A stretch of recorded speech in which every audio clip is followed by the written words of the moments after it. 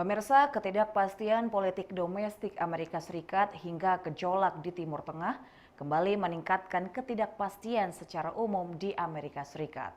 Kini muncul kekhawatiran bahwa konflik di Timur Tengah akan menyebabkan laju inflasi kembali meningkat, setelah sebelumnya sempat mereda secara berangsur. Bagi manajer sebuah restoran masakan Meksiko di Columbus, negara bagian Ohio ini, tingginya laju inflasi terus mempersulit kegiatan usahanya. We used to pay like 99 cents for chicken per pound. Now we pay like almost $2. Data indeks harga konsumen terbaru menunjukkan kenaikan harga secara bulanan turun ke 0,4% dari sebelumnya 0,6%. Tapi inflasi secara tahunan bertahan pada 3,7%. The fact that inflation is decelerating on the core, so excluding food and energy prices, that's a good news story in that regard.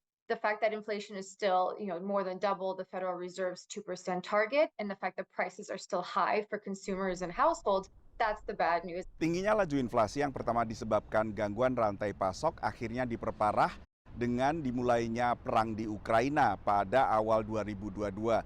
Kini muncul kekhawatiran serupa bahwa konflik di Timur Tengah bakal menyebabkan laju inflasi kembali meningkat setelah sebelumnya sempat mereda secara berangsur. Apalagi konflik kali ini terjadi di Timur Tengah, pusat pasokan minyak dunia. I am keeping a very close eye on what happens vis-a-vis the oil price and energy more broadly, because that is a real concern. We could see oil over $100 a barrel again. The reasons for people thinking that inflation would track down much faster than it has been have been about energy prices. And so if energy prices start to tick up again, that contributes to the major indices and makes inflation more persistent. Bila konflik semakin meluas, dampaknya juga dikhawatirkan semakin meluas juga. The Israeli conflict right now has the potential to have an impact on the markets. However, if we look at history, when these conflicts have happened in the past and they've stayed somewhat very concentrated, it hasn't really affected the S&P 500 or the markets in general. It's when and if that conflict becomes a broader conflict, multi-nation, multi-country conflict, that has the potential to certainly derail markets. And we saw that in the Yom Kippur War, where it did impact the S&P 500 to the tune of 40%.